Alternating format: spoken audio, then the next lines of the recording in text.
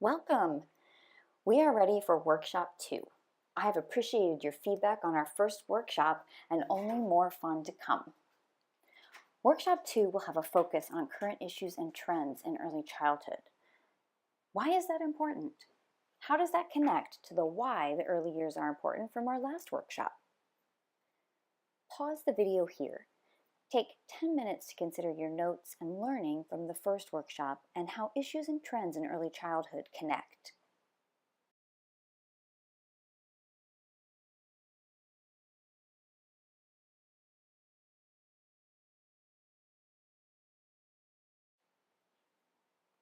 Changes. In recent child care reports, UNICEF suggests that a great change is coming over the child care industry. Today's growing generation is spending a large part of early childhood in some form or out-of-home care. And at the same time, scientific research is demonstrating that nurturing and stimulating relationships with caregivers in the earliest years of life is critical for child development. Taken together, these two pieces are poised to confront policymakers in early childhood with critical questions. Further, these pieces confront the challenges you, as early childhood professionals, know. Ongoing contact with families, inflexible mandates and funding, and addressing the diverse needs and circumstances of families. As we know, a growing body of research recognizes that early childhood education programs improve children's well-being, help to create a foundation for lifelong learning, and make learning outcomes more equitable. Also, we are all very aware that early education has many other benefits. It is a means of intervening against inequalities, reduces poverty, and is a preventative measure against future health and social costs. Let's take a moment for a quick review of our first workshop.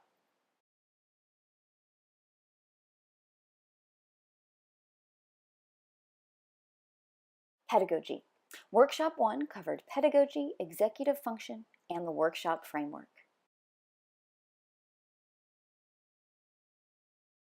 To recap, children's experiences early in life have a profound and long-lasting impact on their future. Executive function can support children's short-term attention, ability to problem solve, and retrieve from long-term memory, all of which can build school readiness. Our early childhood pedagogy should support these elements.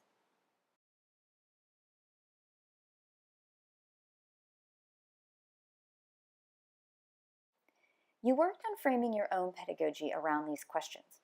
How can you develop inclusive strategies which recognize diverse social, cultural, and linguistic perspectives? How can you help children feel they belong and that they are valuable contributors?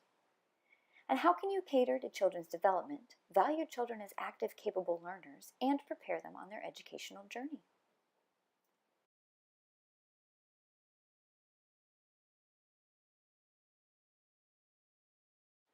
Let's briefly review the workshop framework. Discovering acknowledges children's interdependence with others and the basis of our relationships in defining identities.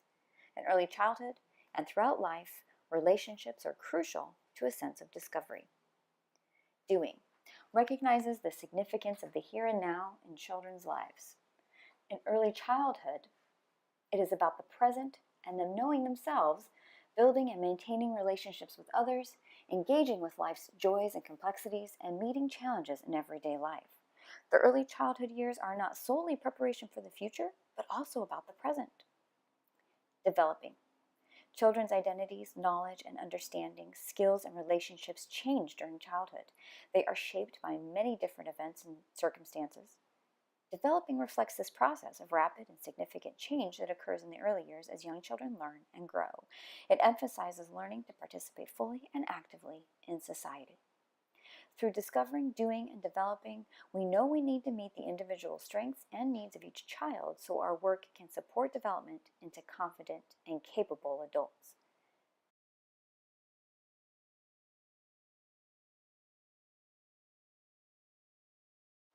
We can connect this workshop to the developing part of our framework. Just as children develop, so does our field. It is our responsibility to the families and children in our care to understand the implications of the current issues and trends.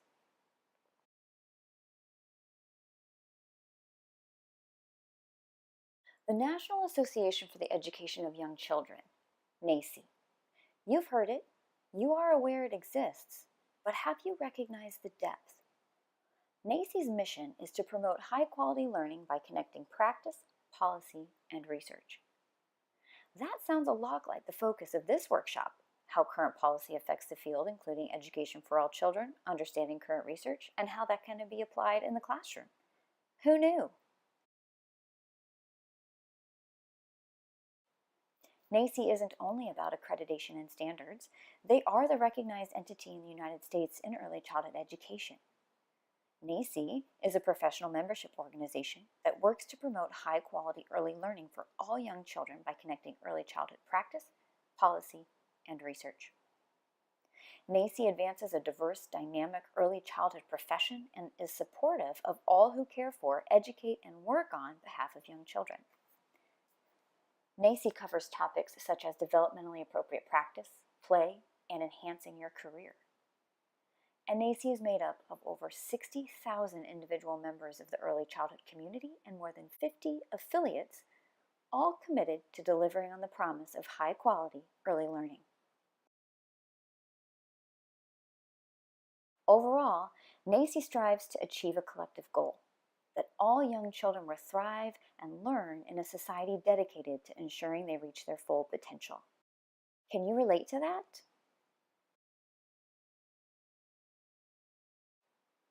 Pause the video here and take 15 minutes to explore the NAEYC Strategic Direction resource. Write down 2 things that really speak to you.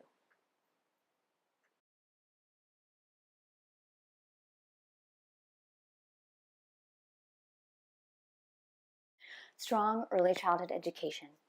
Strong early childhood education programs should encompass many aspects, including families, community, technology, diversity, and culturally responsive practice.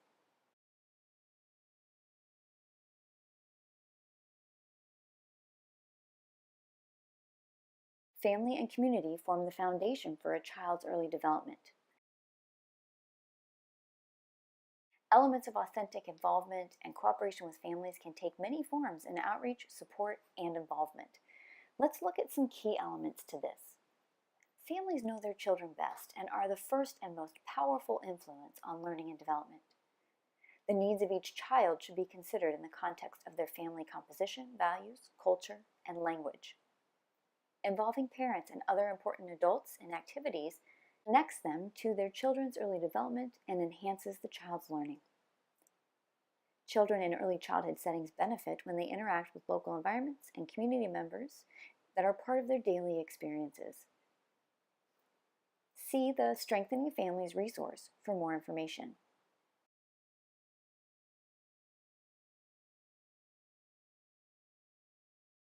Pause the video here. Take 10 minutes to think about the ways you already work with parents. Make a list, then go back over that list and dig deeper. How can you enhance what you are already doing?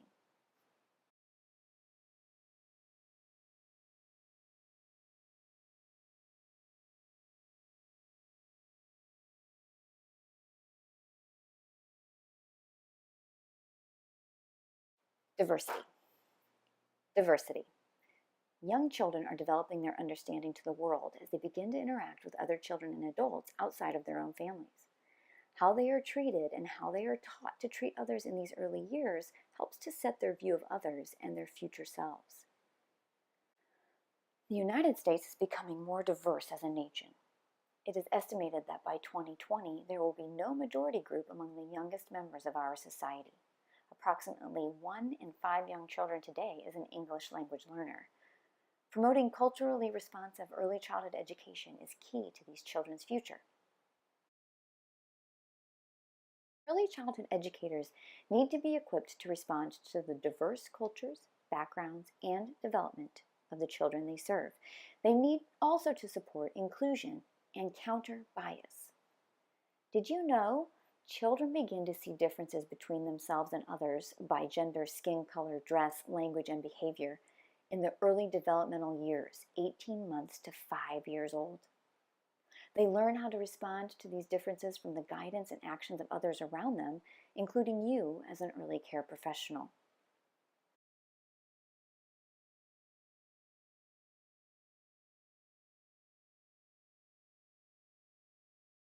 Planning, monitoring, accountability. What can we do? Early childhood educators must first recognize and understand our own worldviews in order to understand the worldviews of our students. We must confront our own prejudices and biases.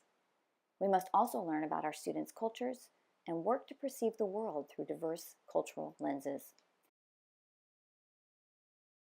Here are some tips for addressing bias. 1. Always and everywhere. We all must continue to analyze our work and leisure for bias. It is hard and challenging. You may feel overwhelmed when you first begin to think about bias. You may suddenly begin to see bias everywhere, in the news, on TV. You will also see it in your classroom, in the unspoken messages in children's books or game. Anti-bias teaching should be embedded in the curriculum rather than presented as a separate activity. In your classroom, make a determined decision to include anti-bias teaching somewhere every day. 2. Provide a model. All children need positive self-esteem. If positive images are readily available for your children, begin to think about how to bring diversity and balance into the classroom. If community images are not very positive for your children, make your classroom a secure place for building understanding. 3. Encourage interactions. All children experience diversity because our world is diverse. Focus on how to promote positive interactions. Build on the differences that exist in the classroom. Start with boys and girls, for example. As you help children recognize and respect the diversity of others, pay attention to the community you serve. Help your students learn sensitivity and erase fear. 4. Be appropriate. It is impossible for all classrooms to look the same. Be open to hearing other points of view. Reflect on your own childhood and on the lessons you learned to help you build your messages to children today.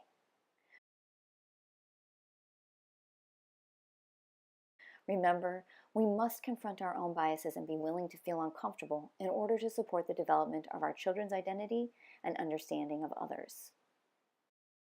See the bias resource for a summary of this information. Early childhood education can play an essential role in preparing young, diverse learners for later success in school.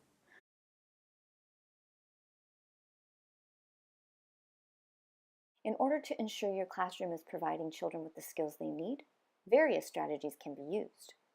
1. Plan themes. Presenting vocabulary thematically helps children make associations between words.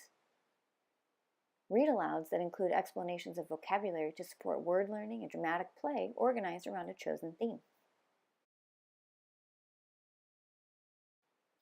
2. Communicate with intent. Use open questions or questions that can have multiple answers to help expansion of vocabulary. For example, why do you like this doll best? Instead of, what is this doll's name? Provide an ongoing commentary on activities that are taking place in the classroom in order to expose children to language within the immediate context. Expand your practice. Incorporate children's home language in the classroom when possible using songs and videos. Providing language and literacy support in the early years can help diverse students transition successfully into kindergarten and beyond. Review the Diverse Learner resource for a summary of this information.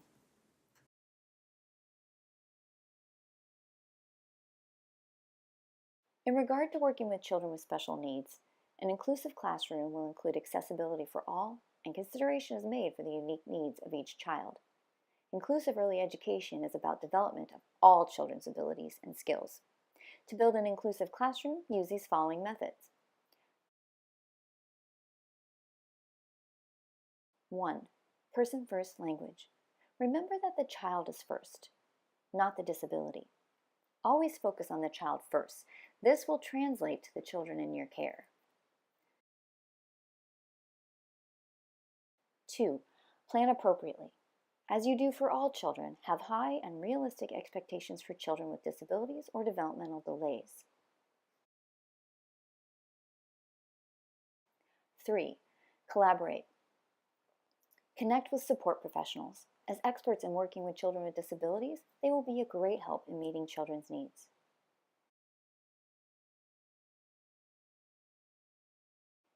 4. Modify. Make small modifications like add pencil grips to crayons and markers and glue knobs to puzzle pieces to support motor difficulties. Establish clear routines to help transitions and understanding. Manage classroom noise and stimulation. Classrooms are inclusive when they meet the needs of all children and families. Planning is individualized and differentiation is evident.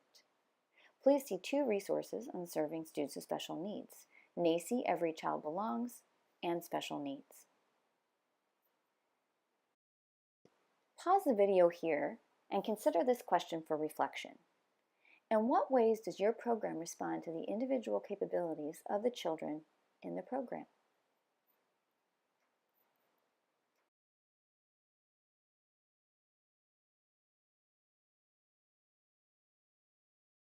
Culturally responsive teaching. Multicultural education just includes ethnic or racial issues. True or false? If you said false, you are correct. Multicultural and diversity education is much, much more. It is made up of ethnicity, race, gender, and socioeconomic diversity. It is an approach that, like anti-bias education, should be infused throughout teaching. To address anti-bias, English language learners, special needs, and multicultural education in your teaching, consider the following. 1. Know yourself. How do you respond to children's conversation when it includes topics such as skin color, race, and beliefs? Do you worry you might say something wrong? As an early childhood professional, know your values and beliefs regarding your role in facilitating children's understanding of these various diversity issues. Make a commitment to build self-awareness. Regularly reflect on practices and engage in new learning experiences both individually and with colleagues. 2. Seek children's point of view. Engage with children as co-learners as they explore their environments.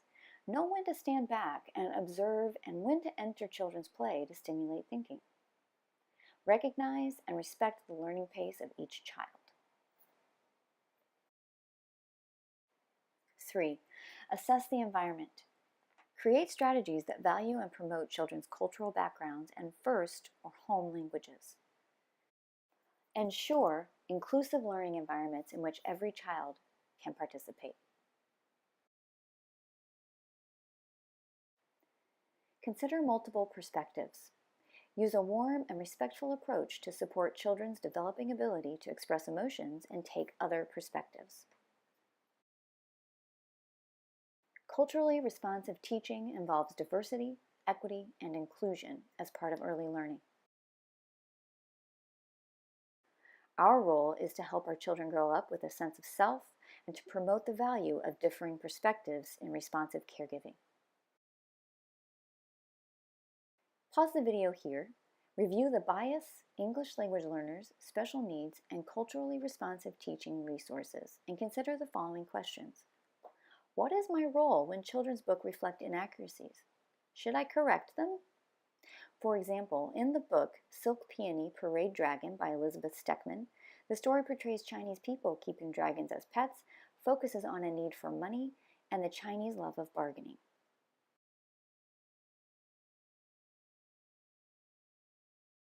The profession, policy, and application. As early childhood professionals, we are driven to support and provide opportunities for young children and their families. However, we know the profession itself is faced with barriers including funding and recognition. We need to be part of the conversation to make significant and sustained improvements. One way we can do this is through understanding the Every Student Succeeds Act. In 2015, the Every Student Succeeds Act, ESSA, was signed, elevating a focus on how early education positively impacts long-term education success. This act is meant to help improve quality, expand access, and further connect early education to the K-12 years. So, how does ESSA work? Being the federal education law of the land, ESSA is responsible for ensuring that all children have an equal opportunity to receive a high-quality education that prepares them for school and life. ESSA can help improve quality, expand access, and improve supports for families in underserved communities. It can create opportunity for all parts of the education system to be inclusive of early childhood programs. And it can help states and communities plan, coordinate, and expand early childhood offerings for low-income children. Ultimately, children and families benefit when early learning and K-12 systems are funded, connected, and integrated. ESSA provides new opportunities to achieve those important outcomes. Another way we can become part of the early childhood profession conversation is through NAEYC. Through research into theory and practice, NAEYC creates and revises position statements on various topics in early childhood education. One in particular is the Power to the Profession initiative. In January of 2017, over 60 early childhood education leaders began the Power to the Profession initiative. The project will result in a framework foundation to define the early education profession. Involved in this are some of the future steps to improve early education. This involves brain research and, of course, the established Power to the Profession. Both resources are provided for your review. To put it simply, our children today will become tomorrow's citizens, workers, and parents. Our society needs to hear from us the facts that if we invest wisely in young children and families, it is a foundation for future productivity, community development, and responsible citizens. Additionally, recognizing quality early education environments is more likely to be more effective and less costly than addressing these problems when these children become adults. Be a voice. Pause the video here. Take 20 minutes to review the resources on brain development and the power to the profession. How will you apply these in your classroom? As we finish, remember it is normal for young children to be curious and maybe even wary of the differences they notice in others. We'll wrap up with some tips called the 4 A's. Answer. Answer children's tough questions promptly when you can. Avoiding the question sends a message that the topic is unacceptable.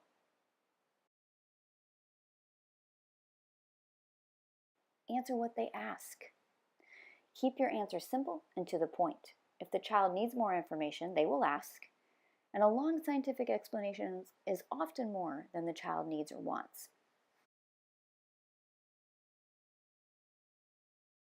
Acknowledge their fears. Be sensitive to how young children may see things from an egocentric perspective. For example, did that person do something bad and became disabled?